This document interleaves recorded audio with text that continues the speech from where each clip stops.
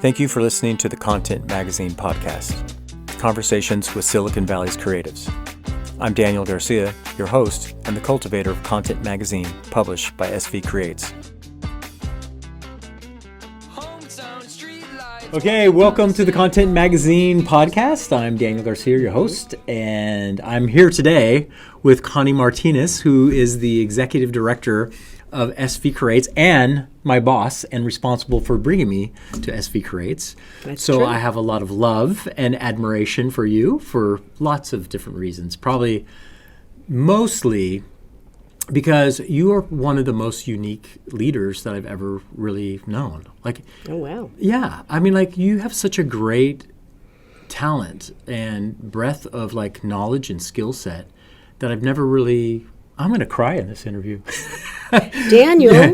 No, but you have a great balance between a business-minded, a creative understanding of the culture, and at the same time you're able to bring leadership, but with grace. How do you think how did you learn those skills, or was this something that you always kind of had? Was this kind of great balance between different talents? Wow. So first of all... I'm jumping right into it. Yeah. No, but thank you. Why did you wait this long to tell me? I tell you that all the time. No. Well, I tell other people maybe. I'm sort of teasing. I think I tell other people. Yeah. So, I think that it's a combination of life experience and education. Okay, so you want me to go through what that means? Well, you majored in business. Yeah, right? So I had, but it's also tied to life experience. Yeah. I mean, I was 21 years old with 2 babies in diapers and single. Yeah. Okay? Yeah. You get real right about then. Yeah. And I'm very pragmatic. And so I had been a history major. I love history, economics. And so I actually chose business because I needed and wanted to support my 2 daughters. Yeah. Okay. It's as simple as that. So then you hadn't planned necessarily to go into, when you were 21 and had the 2 daughters, were you thinking, did you have a outside career, or was it more like a home? You were going to be a housewife, or that type of thing? No, or? I think I never had any aspirations to be a housewife. I'll be honest. Okay, that's fine. Yeah, that's fair. I don't either. But the reality, first of all, I was just a kid, right? Yeah. How do you know? I think of my daughters and my grandchildren now, and my oldest grandson is 16, and I wasn't that much older than him. It's pretty, amazing. So you find yourself in these circumstances, but I think the basic energy of a pragmatist, and I think I have a strong analytical leaning. Yeah. I'm a problem solver, that I moved into project management mode. Yeah. So that's what I do when I'm facing challenges. Yeah. And so the business education, which ended up being an undergraduate degree in finance and an MBA in information systems, it was all about wanting to support my family and my own independence. Yeah.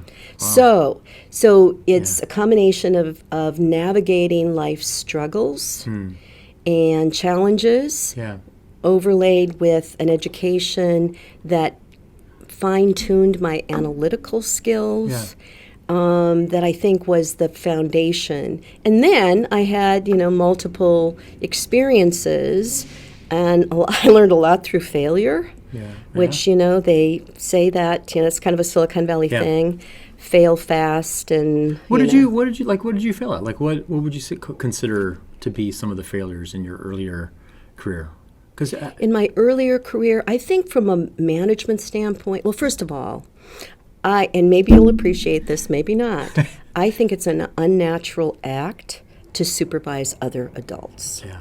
So I'm in this leadership, sort of category of providing direction, framework, resources, framework for, tied to some sort of outcome or mission, and then hiring the people that fit into the possibility of that aspiration, if that makes sense. Yeah. That's what I did with content, right? Yeah, I think that is probably a lot of, that makes sense to the way that you run SVCreates, right? It's not you're not a heavy-handed. I'm not a micromanager. You're not a micromanager, but at the same time, though, you do have. That's what I was saying. Pay attention to details. You pay attention to details. You still, because I think you're a person of like high quality and standards. I think that you inspire others to work at their best. I would hope that's the case. Yeah. And so it's if you're a micromanager, you don't necessarily get the full benefit of people's vision and passion, and I think you're right. So that if you play to their strengths and the things that matter to them in alignment with what you get done, and let them go and resource them, they will deliver more than if you had a tightly run supervisory kind of relationship. So, but picking the right people is a lot of the success factors and especially and we're talking about the arts. It's in Silicon Valley, we're a startup culture, right? So what do you do in a startup? You pick people you know. So then would you say the your beginning like failures that you would call them, the things that you learned were in that management of people type areas? Oh, yes. Without enrolling people and letting them, sometimes, I will have the answer. And I hold it back. And in the early days, I think I was I was much more of a know-it-all. And, basically saying, well, this is obvious to me. Why isn't it obvious to you? But you have to enroll people and let them experiencing their own journey towards this sort of shared vision. And so the other thing I think I've learned, and I've also learned this as a parent, and you're a parent too, I'm not the critical parent. I'm the person that focuses on the 90 or 95% that's fabulous. I let the 5 to 10% go. Because guess what? It's uninspiring. And so it's really, if you think about my management philosophy, it's much more aligned with inspiration and vision, but know that execution is everything. So you have to provide enough opportunity for people to succeed and enough rope for them to hang you, not them. In other words, you got to take care of them and give them an opportunity, but you only do that if you already trust them. Does that make sense? Yeah, totally. Yeah. That's good. I mean, I think that's the thing. I think that's probably why you don't try to task me with too many spreadsheets. That's right. And I appreciate that. And I play to your strengths. I do. As few as there are. But so you do have, it's kind of interesting because your leadership side, and I could see that. I imagine if we met each other when we were both younger, we probably would be at each other's, we'd probably buck heads a little bit more because you're an opinionated person, I would say. I am, but I think I learned to navigate that relatively young. Yeah. I do. Well, I think the thing is that it's kind of funny in some circles. I've heard people say this, and I even have said it myself. It's like, well, I'll just do what Connie says. Do you know what I mean? Like, or people say like, well, don't disagree with Connie. But it's kind of like a joke. But at the same time, it's kind of like an honor for you, I think, because people realize that you do have really good ideas and really good ideas and strategies to execute those. And I think people recognize it. So maybe even you don't share necessarily out front. I think people, I've even heard like, and I'm going to name drop the ex-mayor of San Jose say like, well, don't disagree with Connie, just do it. Do you know what I mean? Because I think you've earned a reputation of being able to execute and lead that people say like, what does Connie think on that matter? And then on the one hand, you may be giving me a little bit too much credit, but I don't know. We'll see. But it's not intentional that I'm trying to make people feel like it's my way or the highway. That's not the case. And I hope you know by now, having worked with each other closely for now, how many years now, Daniel? Yeah, now Seven? Yeah, it's since. So is that I don't want to be around a bunch of yes people. Right. So I want to be challenged. But you know what? in order to be challenged and have that conversation, there has to be mutual respect. Yeah. And so then you can have a real conversation Yeah. if there is that as a foundation. Yeah. But so I think, you asked about failures, and I think that, I've already answered it on one level, which is you try to be a little, I think I lean towards a little top down, and I've totally let go of that. Okay. And so, and it blossoms, because guess what? Nobody does it exactly the way I would do it. Right. But I can't do everything. Right. Yeah, totally. And so the cumulative impact of letting people grow into their full potential is much more productive and rewarding than to have it your way. Yeah. Totally. So, and I've heard people say, like, oh, they come into the room, you don't challenge. Well, that's certainly not what I'm trying to project. But I do have strong opinions, and when I have them, I don't necessarily hold them back unless I'm in this sort of relationship of bringing people along and wanting to hear sincerely what other people's opinions are. Yeah.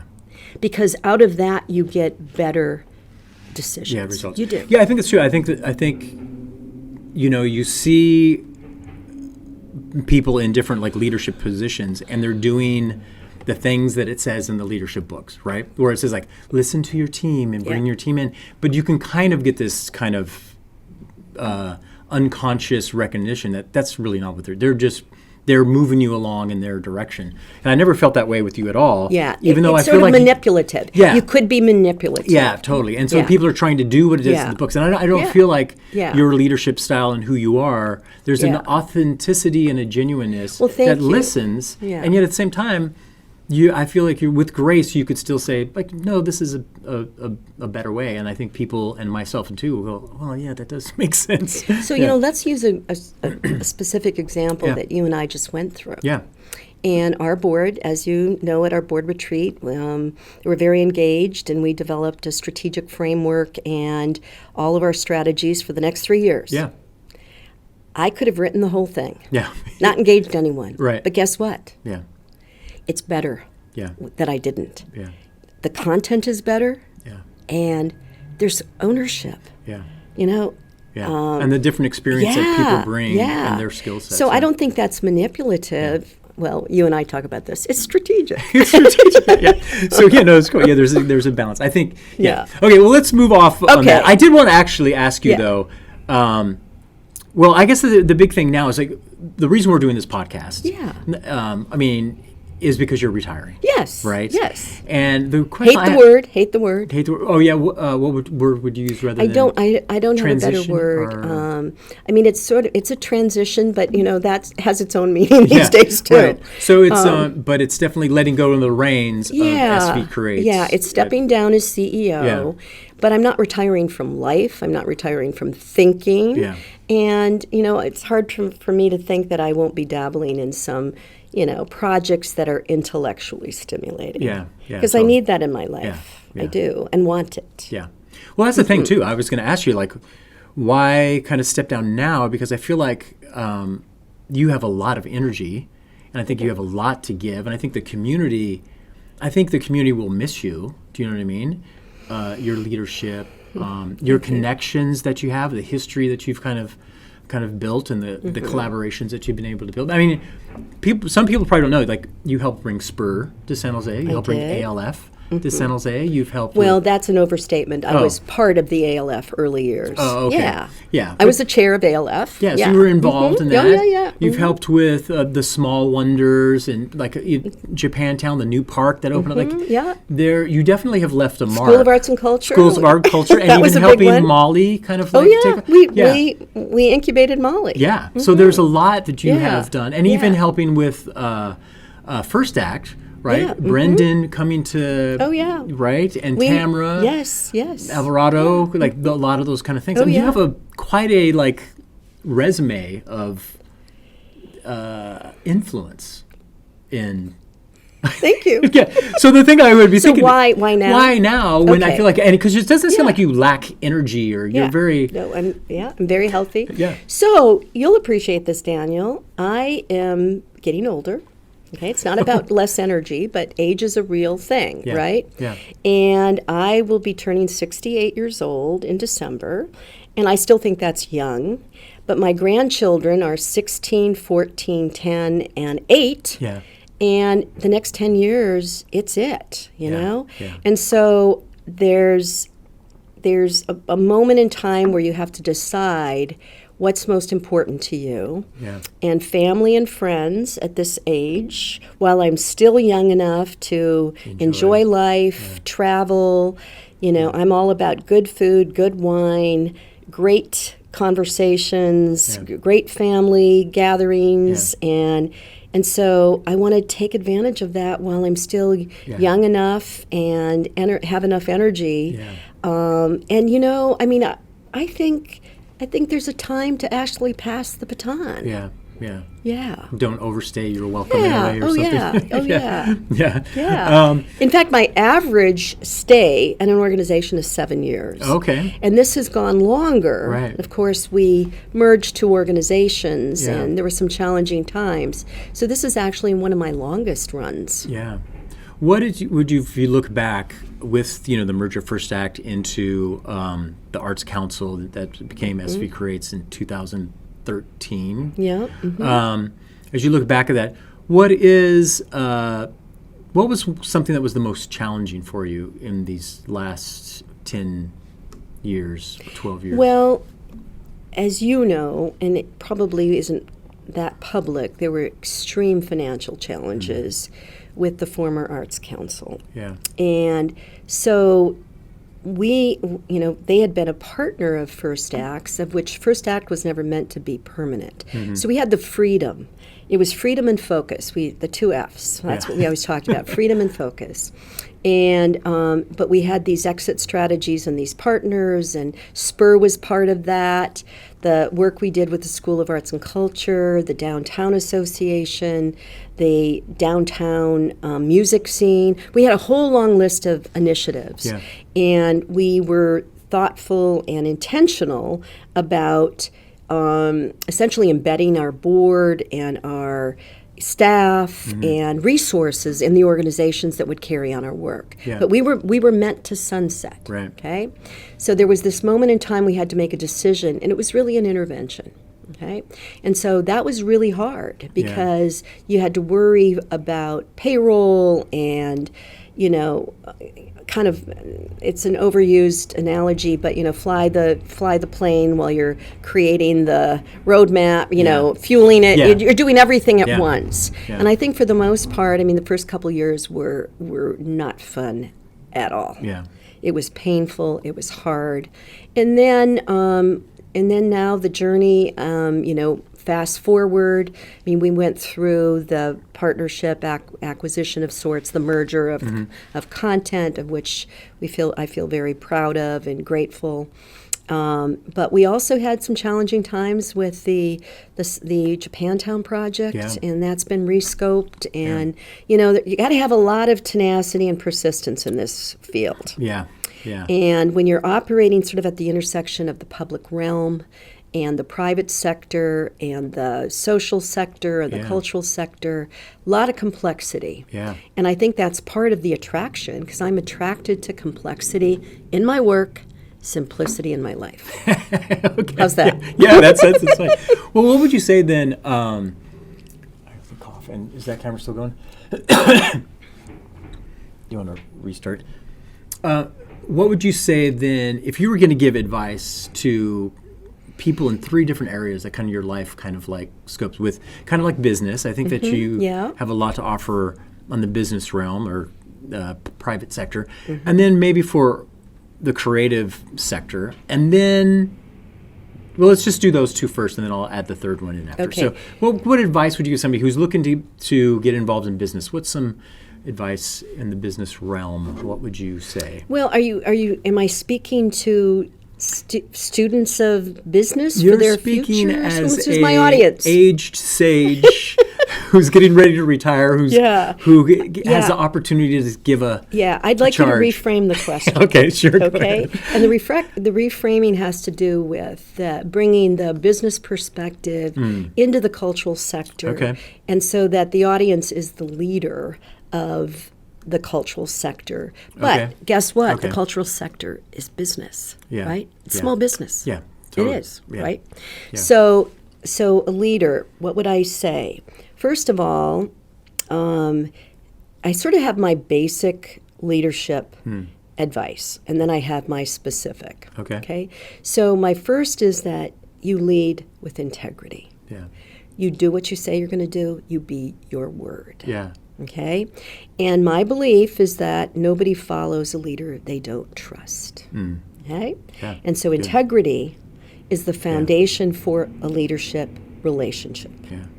And there are leaders that lead with fear. We have some nationally that we can point to. Sure. That may work in the short term, but it doesn't in the long term. Yeah. Okay? So lead with integrity. Yeah. The second one does have to do with vision. And part of it is that leaders are looking to go someplace, journey towards a future state. Yeah. That's part of leadership, right? Yeah. What will the future bring? Okay, so you have to have some direction. Right. And I believe that the more inspiring it is, the more opportunity you have to enroll others in it. Okay? But then, because the very nature of leadership is going to the unknown, you have to have courage. Yeah. Yeah. Right? And if you're not scared, it's not courage. Yeah. I've been scared a lot. Yeah. Okay? And then the fourth element is you need to bring some competency to the equation.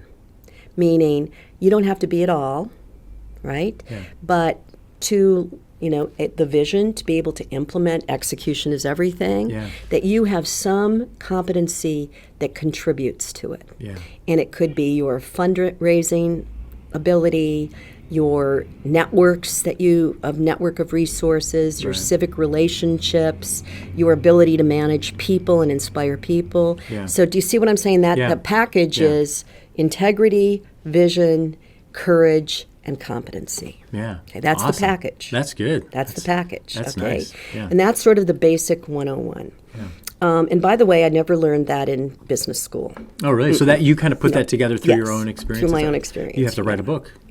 Maybe I will. Yeah. So then I think in the cultural sector, and these are my observations, is that we often stay in our own lane of our own network, and we don't engage in the broader community. Yeah.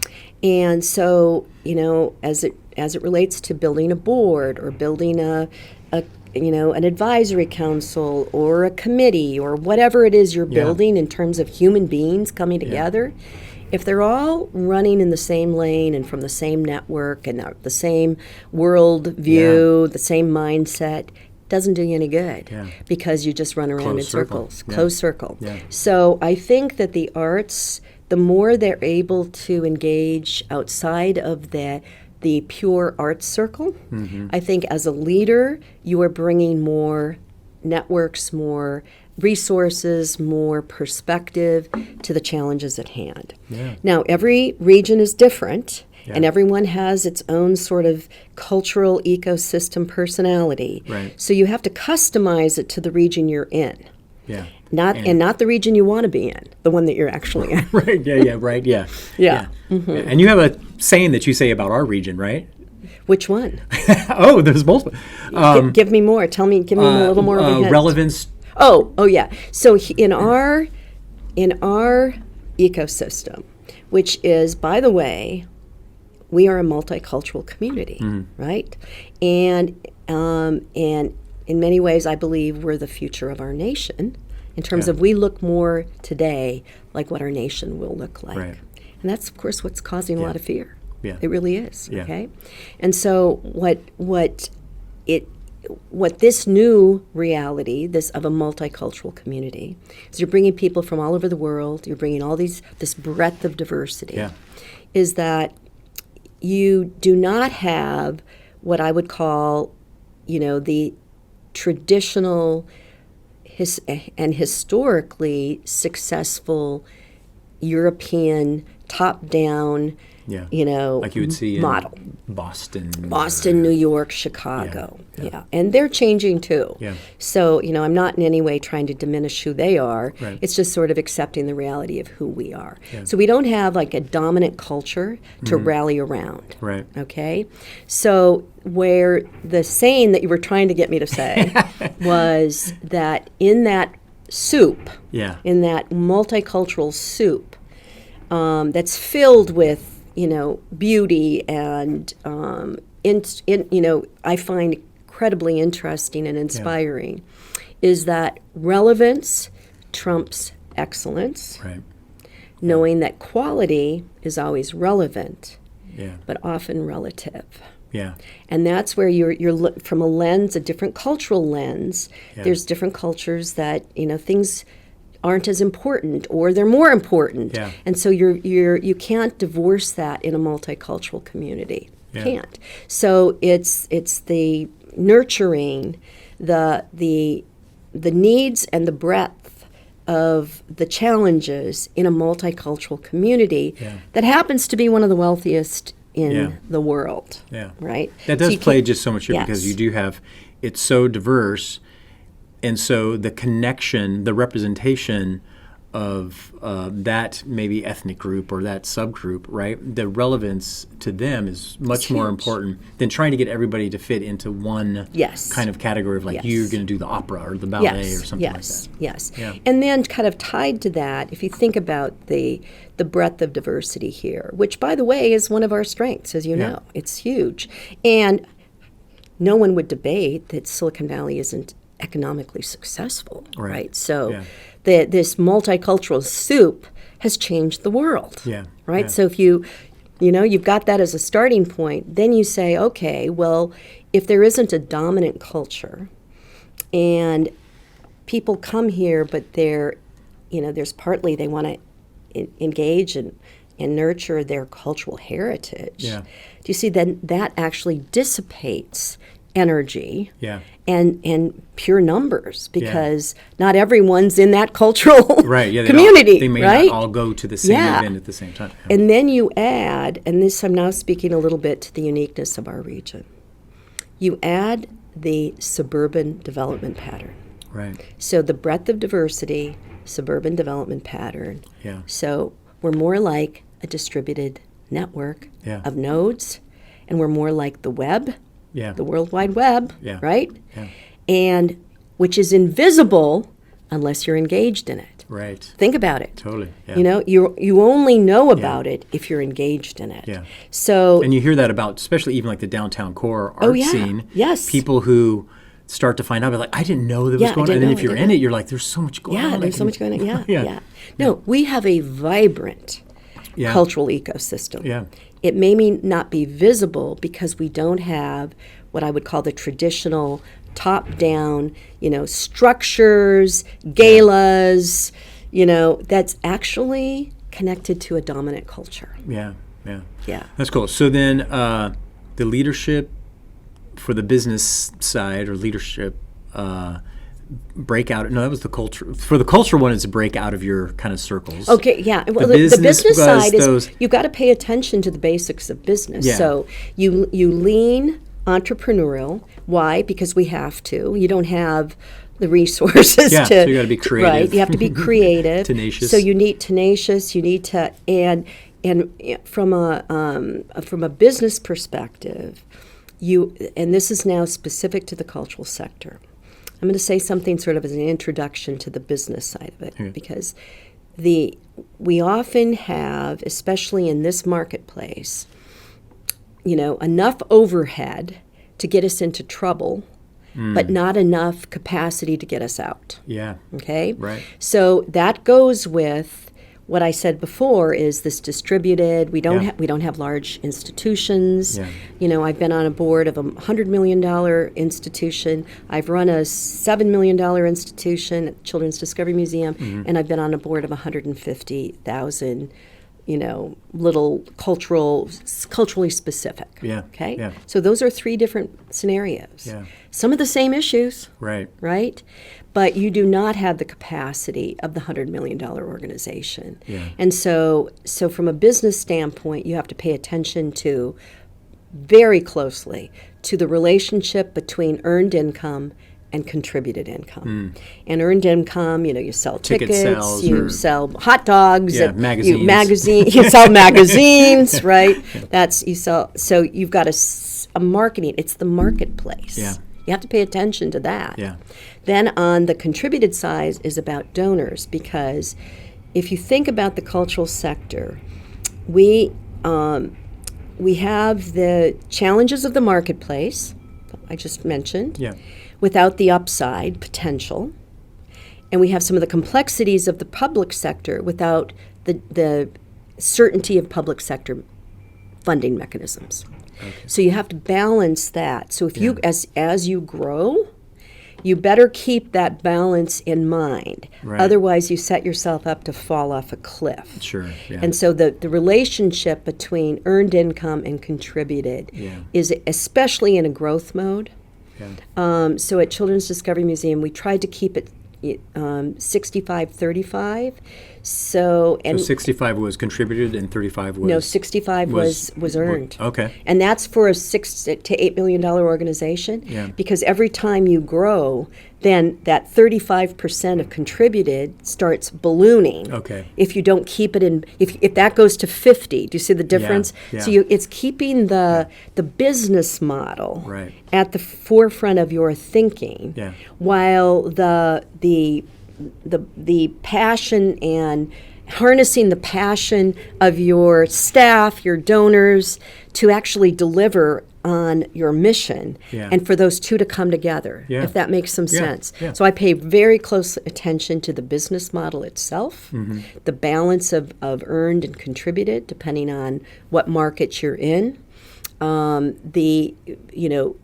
shedding yourself of some of what you learned in business school. Because business school is Silicon Valley, and quite frankly, and I'm talking about the corporations, they don't follow what I would call the Management 101 of business school. Which is and what? I'll tell you why. Yeah. Well, what's Management 101? Management 101. It's very analytically focused, and it's very precise, and it's like, they have formulas that this is what you should do if you're in HR. This is what you should do. Well, in a startup culture like ours, the traditional rules of HR and even management don't necessarily deliver. And one of the reasons we get away with it is innovation creates this premium or this delta between cost and revenue. Okay? And so let me play this out. Yeah. So let's say I'll just use Apple for example. Do you think Steve Jobs cared about cost when he started Apple? Yeah, probably not. No, because in the beginning you don't have a lot of costs. Right. It's whether you deliver a product worth paying for, Right. and paying the premium for the innovation. Because if Right. you're first to market, you're going to get a premium Right. for that product. And so we have a whole valley filled with, if innovation is what you're selling, you've got a lot of premium in Right. terms of the Yeah. contribution margin of that product. Right. Okay? Yeah. And so when you have a lot of contribution, because innovation's built into price. Does this make sense? Yeah, it does. Maybe it doesn't. Yeah, no, it but does. Just follow me. Yeah. If innovation is built into the price, then you can make a lot of management mistakes, and they're Right. covered up by Right. what the innovation brings. Yeah. Okay, and why I brought that up is that's the culture that we live in. Yeah, That's the culture that we live in. So when I say, some of the traditional Management 101 stuff that you learn in business school, that's not what, they want to bring MBAs, of which I am one, Yeah. into and analyze everything. And if you miss the boat about you're actually delivering something of real value, that people are willing to either pay for, that's the earned, versus contributed, that's the donor that believes in you. Right. It's some of the same stuff. Yeah. That you have to create this offering, and it goes back to relevance, because if it's not a relevant offering to a paying customer or to a donor, right, it's not. not They're going to not make gonna, it. Yeah, not going to to make it. So I kind of went off on a tangent. No, it's great though. That was it. I mean, that was it was like a school lesson, and I know that discussion is definitely SVCreates with the capacity building, like those kind of thoughts is very much a part of what goes on with our capacity. Yes. Why don't you, at this point, since I brought up the capacity, why don't you give us the 4 visions of SVCreates? Well, the 4 categories. Okay, so what do we do? So we call ourselves venture culturists, right? And that's sort of when in Rome. It resonates with the the greater community. Yeah, it's thinking in terms of, and it's trying to speak to those people who might be contributors, and at the same time realize that we are innovative, but in a creative sector, and not necessarily speaking to the choir. This is like the non-choir. Right, okay? Totally. So it's not necessarily speaking to the arts people, it's the people outside of the arts people, helping them have a language to participate. Yeah. So what do venture capitalists do? They invest in companies and they surround them with the resources. Sometimes they take over companies and manage them, but they're investing in their future success. Right. Okay. So SVCreates is set up to do that.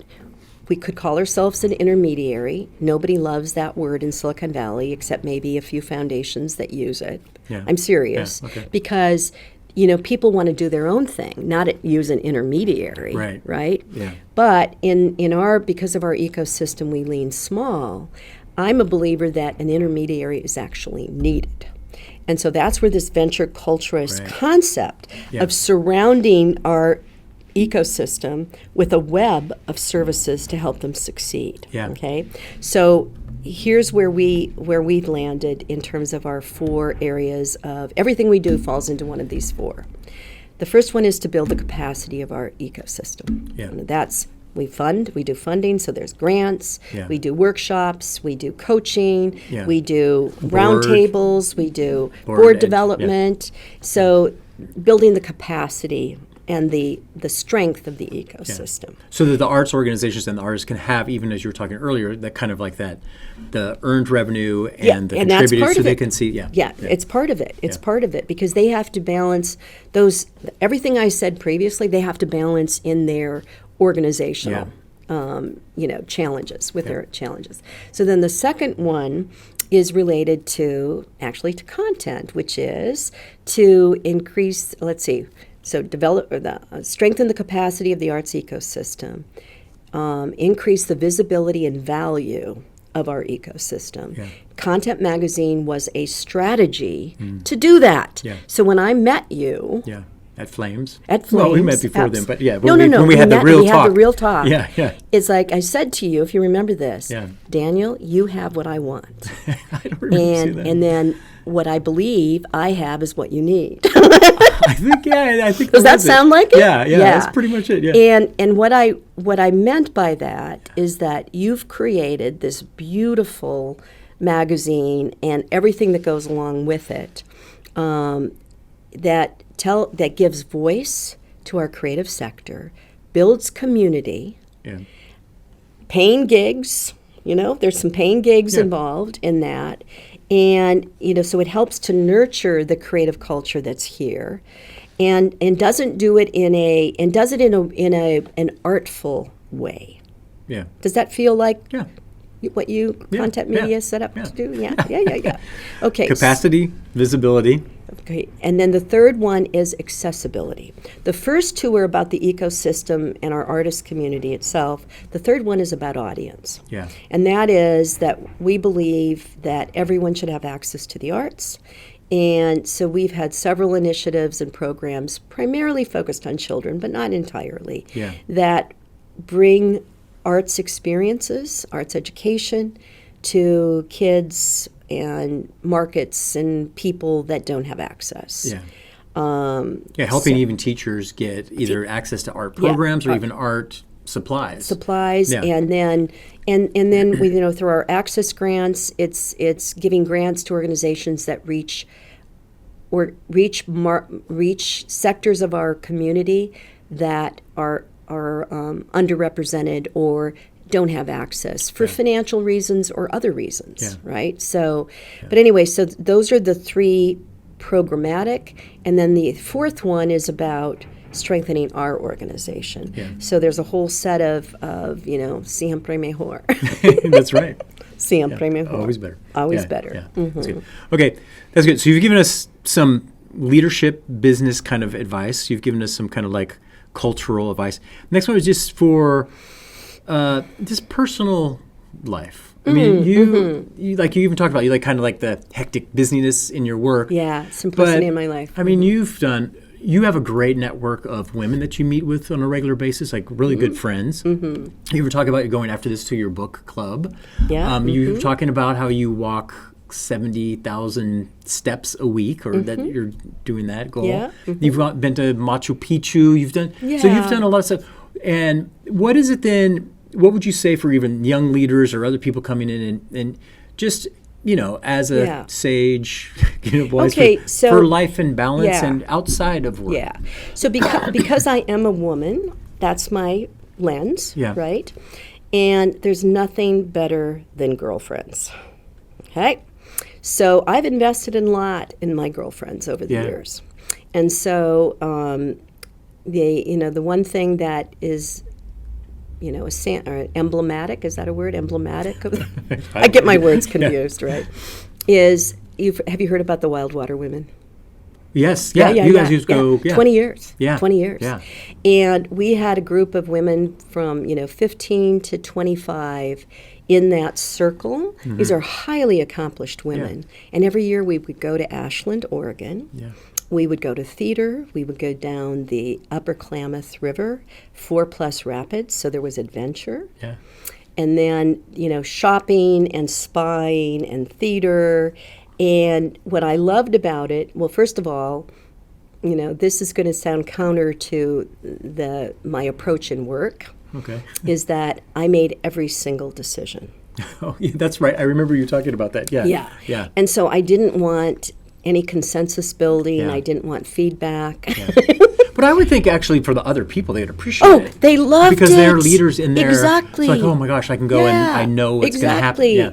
So we had, just to give you a flavor, we had somebody who's been an undersecretary of defense, a college president, a publisher. There's a lot. These were accomplished women. Yeah. The other thing I'm proud of is that, and we would hike together and dine together. And remember, I made all the decisions, the play that we watched, the meals that we ate, and all of that, is that there was no gossip. We talked about, strategies, the nuclear defense strategies with Russia.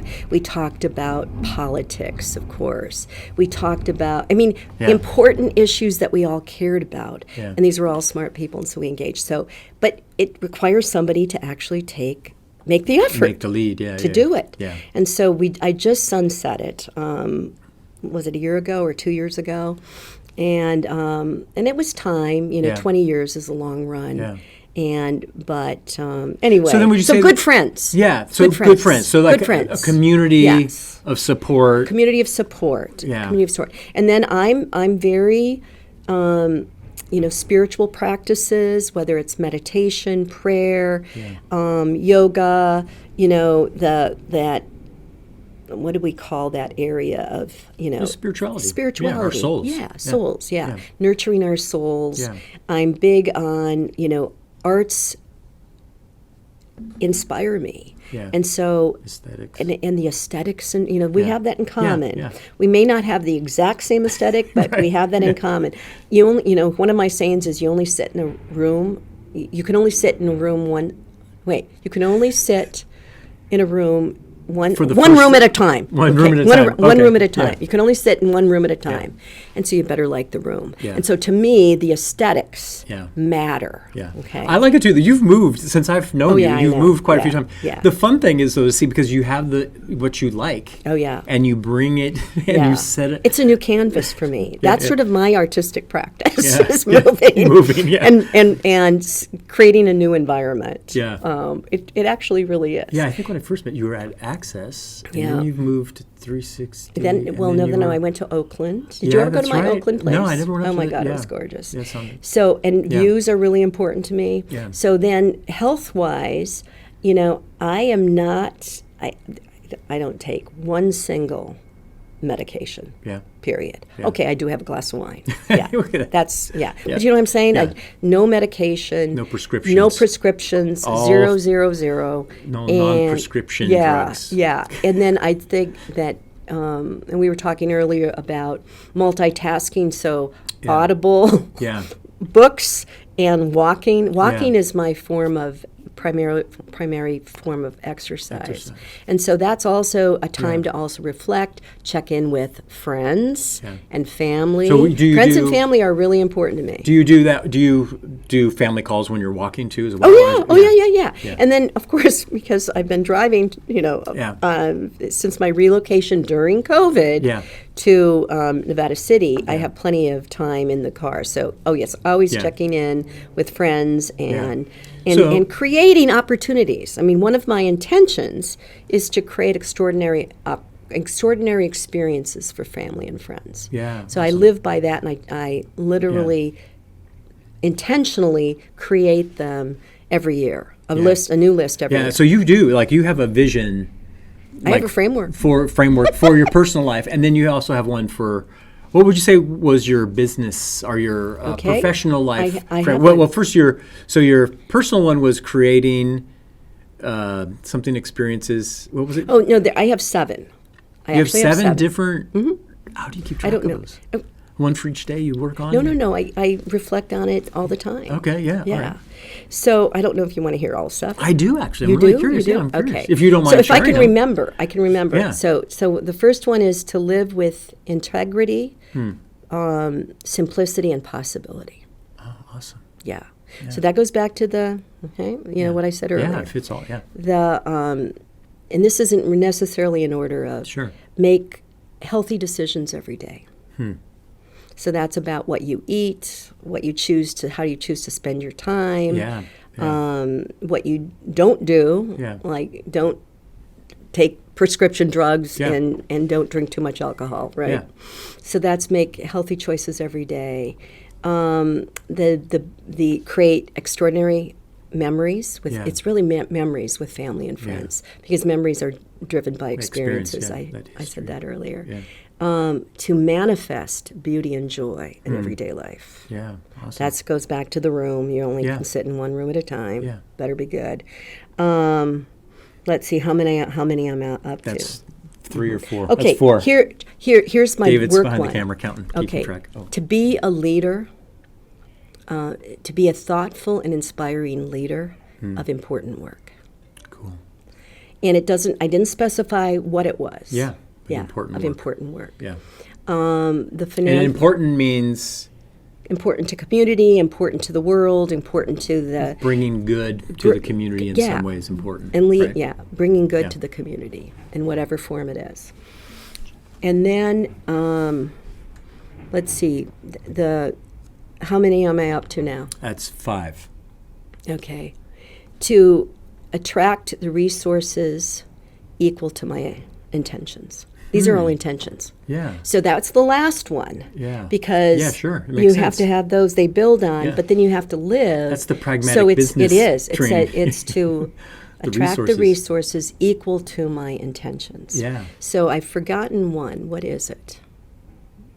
I'm not sure. Well, did we have create If I got It 6, could have 7. been. It could have been 7. It might have been 7. We could have lost track. Yeah, Yeah, well, those are all great. And we're darn close. Yeah, we're going to put those in the Yeah. notes actually. Oh, because I know. those are- Oh, no. okay, You're going to okay. love this one. Okay, here's the last one. To love Drum roll. and be loved by the loves of my life. Oh, I used to yeah. have trying to find the love of my life. Yeah. I scrapped that Yeah. because there's loves of our lives. Totally. And so that's where you invest in your family. Yeah.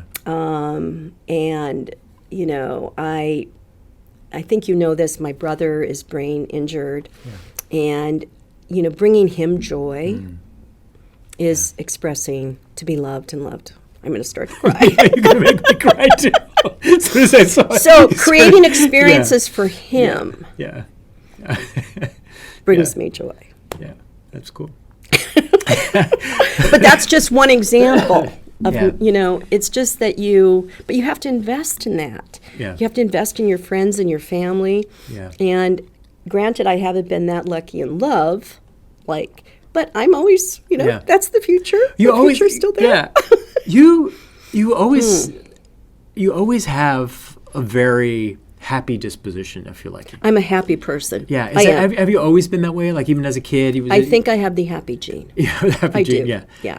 And I've navigated some pretty challenging Yeah, things you've in had. my life. I mean, we don't need And to go I'm- into. we're not this- going to go into all Yeah, of we're not it. going to. But yeah, I mean, you shared Yes. some of your story, Yes. and Yes. and I think I don't think like that's the thing. I think that's what makes you a unique leader, because even some of the difficulties that you've kind of navigated through your life hasn't made you pessimistic or bitter, Yeah. I don't- right? yeah. Or even resentful. Some people like.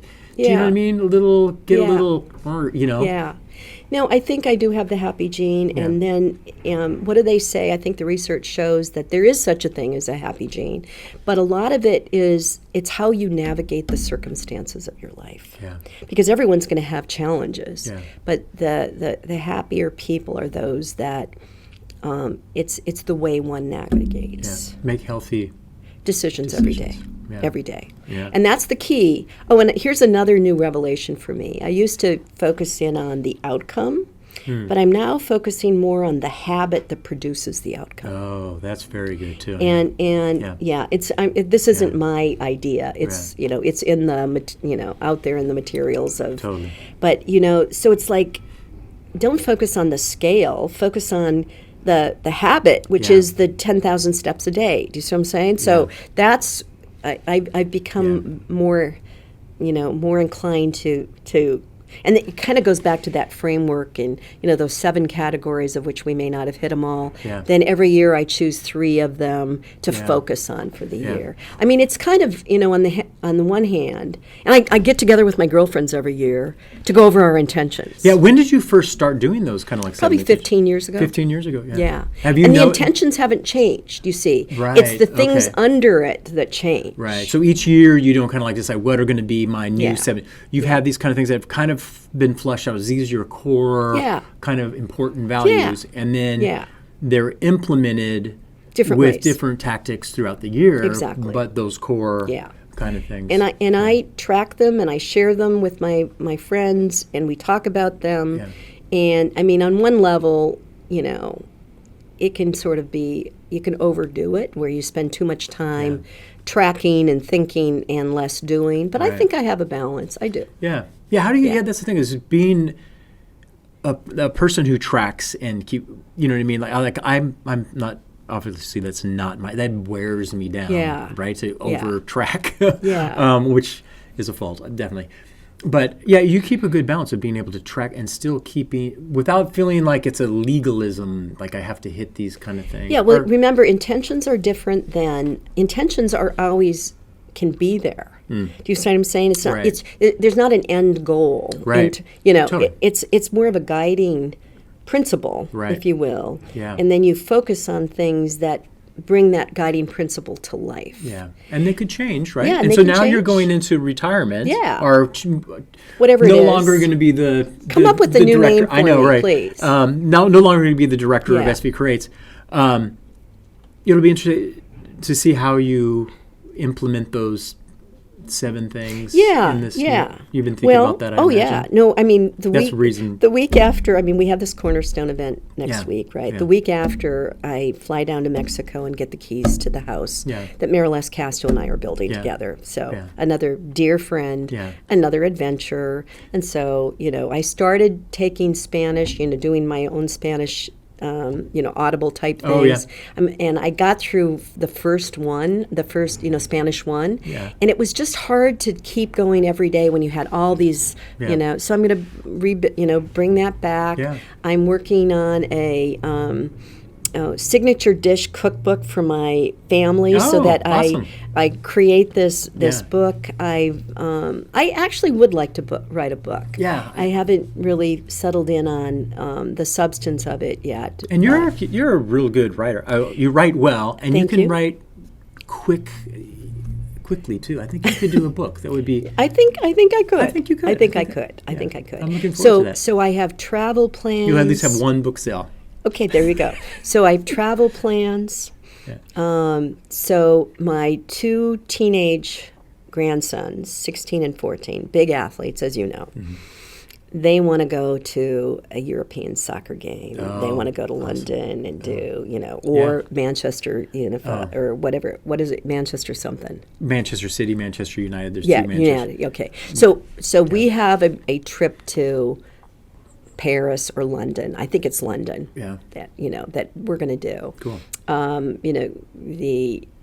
My oldest granddaughter, she is a Mamma Mia fan, and there's Mamma Mia the Party. We're going to London to go to Mamma Mia the Party. Oh my She gosh. knows every lyric to every song. Oh my goodness. Yeah. Yeah. So And that's so- all the ABBA music too, right? It's all Yeah. It's There's an ABBA I've been- museum in. in Stockholm. Stockholm, Been yeah. there. Been there. Yeah. And there's an ABBA concert hall that they've created Oh. technology with what do you call it when like it's holography it's like a type? holographic type that I have gone because my childhood friend Elaine, she is like an ABBA nutcase fan, yeah. right? I really haven't been, Yeah. but I went along with her, and it was absolutely incredible. I highly recommend it. You're more of you like Dylan, like Bob Dylan. has I been- love Bob Dylan. What is it? What does it attract you about Bob Poet. Dylan's poet? So, Okay. So it's the poetry, it's the words more than the music, to be honest. Yeah. And it's Leonard Cohen and Bob. I'm sort of stuck in the Leonard Cohen, Bob Dylan, Yeah, okay. Joan Baez Yeah. era of music. Yeah. Yeah. What is there one particular Bob Dylan song that you kind of always find You know yourself what? coming back to? Yeah. Well, first of all, there's a few I love. Well, I was going to say Hallelujah, but that's Leonard Cohen. Yeah. But Bob Dylan's is "I Shall Be Released." I Shall Be Released. Mm-hmm. Okay. Yeah. And it is tied to a lot of the pain I've had in my life along the way, but it's just this feeling of I shall be released. I Shall Be Released. Yeah. And then I like, that's probably, what is that? He did this one. Remember when he got into the religious? Yeah. So there's some songs in there, and You're of gonna course, serve when I somebody. haven't. Yes, you got to You're serve gonna serve somebody, somebody. yeah. Yeah. Yeah.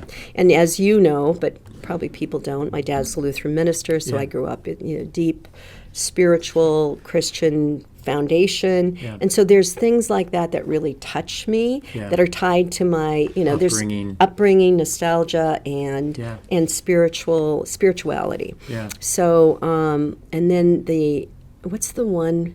I can't remember the name of it.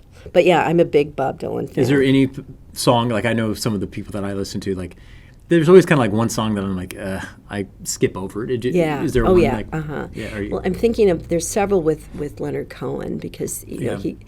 hit or miss, It's yeah. less so than Bob Dylan. I'm almost attracted to most of it. Yeah. I wish I could think of the one that I really love, but it's not. It was sort of his non-traditional, and I haven't listened to his current music. Yeah. Like he's produced some. Is he still doing Yeah. music? I haven't He's- since the Traveling Wilburys. I haven't heard him I do don't. much. I don't know. He's Yeah. he's produced something. Yeah. And I'm less attracted. I'm more the old Yeah. Bob Dylan. Yeah. Anyway. Well, that's kind of an interesting way to end. But congratulations, you're going to get the Cornerstone I Award, know, which this will come yeah. out the day before. So if you're available, go to the Hammer Theater on Thursday, the October 19th. 19th. Yeah. and Connie will receive a award, and you're going to be interviewed by Carrie Hapner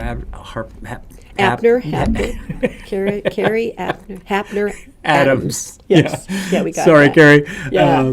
And again, Connie, thank you very much. Like, I have been blessed by your leadership, and so is the city. I have been blessed by you and all that you do. Well, thank you. All right. Oh. That's good. And then thank you for listening to the Content Magazine podcast with the legendary Oh, Connie please. Martinez. Oh, please. Thank you. Thanks. Bye. All right. Thank you, Connie. Thank you for listening to the Content Magazine podcast. Follow us on social media at Content Mag. Become a member and help us to continue to tell the stories of the South Bay creatives. This episode's music is 408 by Jack Pavlina. Follow him on Spotify and also on his Instagram at Jack Pavlina Music.